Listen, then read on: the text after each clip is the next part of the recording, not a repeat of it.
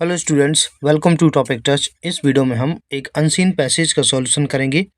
ये unseen passage 2024 के board paper में क्लास 10th के इंग्लिश पेपर में आया हुआ है। तो ये आया था 7 मार्क्स का। तो 7 मार्क्स आपके लिए काफ़ी इम्पोर्टेंट है, इसलिए इसको सॉल्व करना आवश्यक हो जाता है। तो देखिए इसके क्वेश्चन कितने पूछे गए हैं। 4 क्वेश्चन हैं इसके। 3 क्वेश्चन 2-2 नंबर के हैं।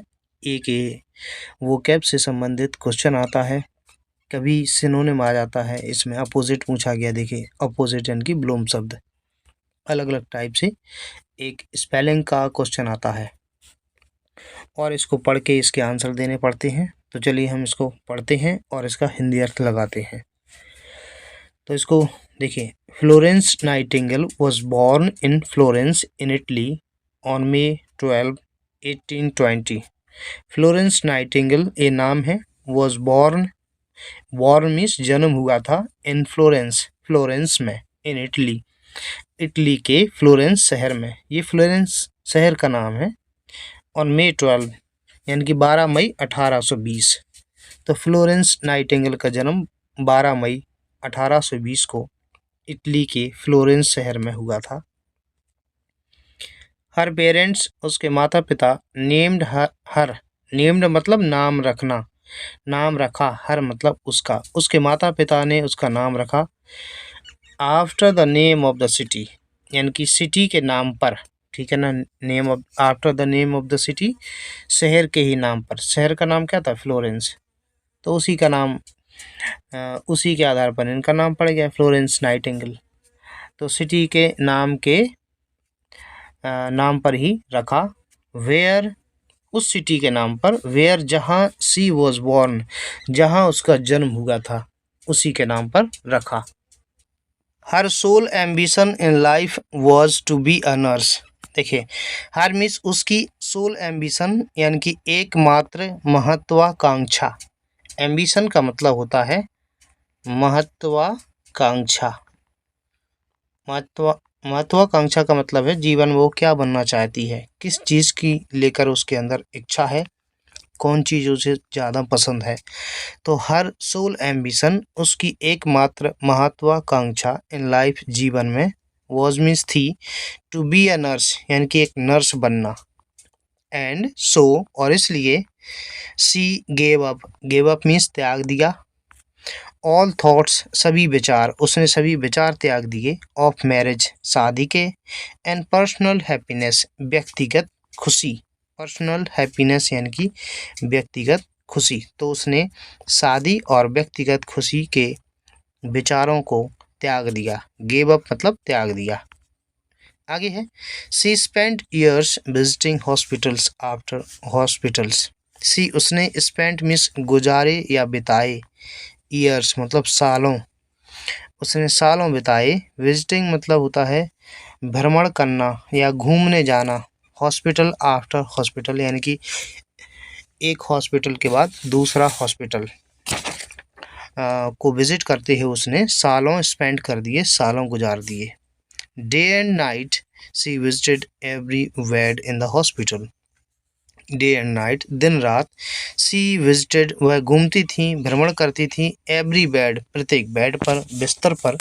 इन द हॉस्पिटल, अस्पताल में। टू सी, देखने को। दैट मीन्स की नो पेशेंट, कोई भी पेशेंट यानी कि मरीज। No patient was neglected. Neglected मतलब होता है ध्यान ना देना या उपेक्षा करना। तो वो ये देखने के लिए कि कोई भी पेशेंट जो है ऐसा ना हो कि वो नेग्लेक्ट किया गया हो, उसकी उपेक्षा की गई हो या उसको उस पर ध्यान ना दिया गया हो। इसके लिए वो क्या करती थी? डे एंड नाइट, दिन रात, वो हर एक बेड पर अस्पताल में को विजिट करती थी। हर एक बेड को विजिट करती थी यानी कि देखती थी। No patient was neglected and और that all were as comfortable as possible. देखिए, और इसलिए कि ऑल, सभी, वर्मिस थे मतलब जो सभी जो मरीज हैं, ये देखने के लिए कि कोई पेशेंट उसको नेग्लेक्ट तो नहीं किया गया, उसको ऐसा तो नहीं कि ध्यान नहीं दिया जा रहा हो। और ये देखने के लिए ऑल वर, सभी हैं, एज, उतने, कंफर्टेबल यानी कि आरामदायक, एज जितने, एक एज का अर्थ उतना है, दूसरे का अर्थ जितना, ठीक है, या उतने या जितने, इतने आरामदायक जितने की पॉसिबल, जितना संभव हो सके। और ये देखने के लिए कि हर एक जो मरीज है ना, सभी ऑल, उनको उतना आराम दिया जाए जितना कि पॉसिबल हो सके, संभव हो सके उतना आराम दिया जाए।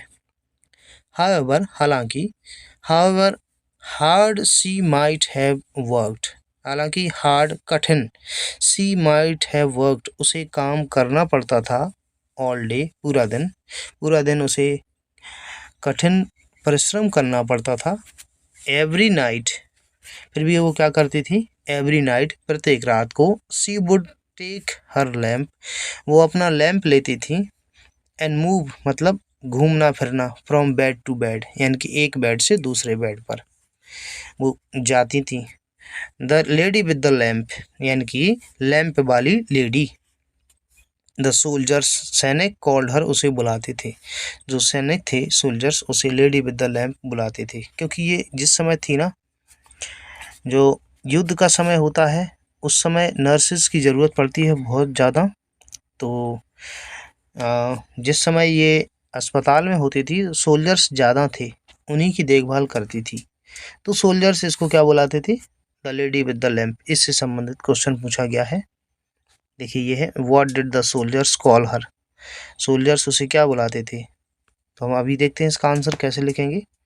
द सोल्जर्स कॉल्ड हर, उसे क्या बुलाते थे, the lady with the lamp, and और दैट इज, और ये की, द नेम बाय विच, ये जो शब्द है, ये जो नाम है, बाय विच जिसके द्वारा, the world has remembered her ever since, उसके उसी शब्द के द्वारा संसार ने एवर सिंस हमेशा से ही उसे रिमेम्बर यानी कि याद रखा है, उसी नाम से दुनिया ने उसे याद रखा है।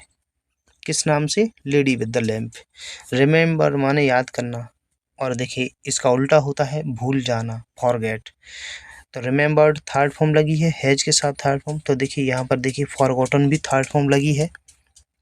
फॉरगॉटन मतलब भूल जाना, और रिमेम्बर्ड मतलब याद किया, याद रखना।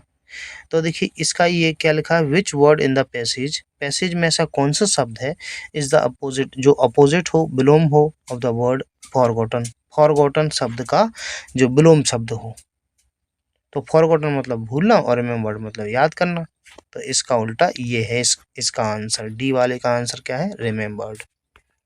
चलो हम इसको क्वेश्चन देख लेते हैं हम शुरुआत से। पहला क्वेश्चन देखिए, how was Florence Nightingale named by her parents, Florence Nightingale जो है उसके पेरेंट्स के द्वारा उसका नाम कैसे रखा गया। तो देखिए उसका नाम रखा गया था, Florence Nightingale was born in Florence, Florence में उसका जन्म हुआ था, इटली में। देखिए यहाँ से लिखा है इसका आंसर, हर पेरेंट्स उसके माता पिता, नेम्ड हर उसका नाम रखा, after the name of the city उस सिटी के नाम के बाद, मतलब उस नाम पर, वेयर जहाँ सी वॉज बोर्न जहाँ उसका जन्म हुआ था उसी नाम पर रख दिया उसके माता पिता ने। तो देखते हैं इसका आंसर मैंने लिखा हुआ है, इसका हम आंसर देखते हैं। देखिए इसका आंसर है, Florence Nightingale was named by her parents, यानी कि फ्लोरेंस नाइटिंगेल का नाम रखा गया था उसके पेरेंट्स के द्वारा, after the name of the city यानी कि उस सिटी के नाम पर, वेयर शी वॉज बोर्न जहाँ उसका जन्म हुआ था। ये ए का आंसर हो गया। क्वेश्चन नंबर बी देखते हैं।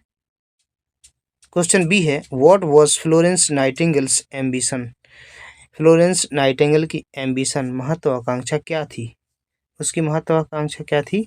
देखिए हम इसी से आंसर दे देंगे, जैसे फ्लोरेंस नाइटिंगेल्स एम्बिशन इतना लिख के फिर ये वॉज लगा देंगे पीछे, वॉज मीन्स थी, क्या थी, उसकी थी टू बी अ नर्स, देखिए ऊपर लिखा है। तो हम देखते हैं इसको, हर सोल एम्बिशन उसकी एकमात्र महत्वाकांक्षा जीवन में थी टू बी अ नर्स, एक नर्स बनना। देखते हैं इसका आंसर।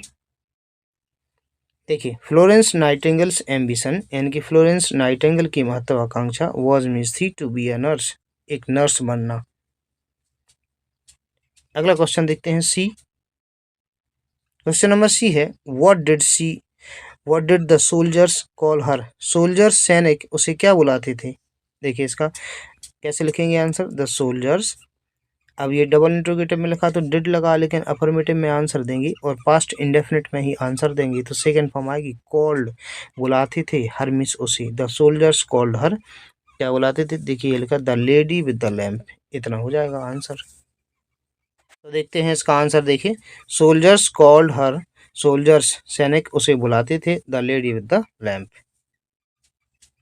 तो डी वाला देखिए हम पहले देख चुके हैं, which word in the passage, passage में ऐसा कौन सा वर्ड है, पैसेज में ही होना चाहिए, वो अलग से नहीं लिखेंगे। इज द अपोजिट, जो कि विलोम शब्द है of the word forgotten, forgotten मतलब भूल जाना, इसका क्या है अपोजिट, देखिए रिमेम्बर्ड। तो देखते हैं डी वाले का आंसर है रिमेम्बर्ड। तो और भी अनसीन पैसेज जो कि पेपर में आए हुए हैं इस चैनल पर आपको मिल जाएंगे, तो आप उनको जा कर के देखिए, इससे आपको एक आइडिया लग जाएगा कि आप किस प्रकार से पेपर में अनसीन पैसेज को सॉल्व कर पाएंगे। वीडियो अगर आपको अच्छा लगा हो इसे लाइक कीजिएगा। वीडियो देखने के लिए धन्यवाद।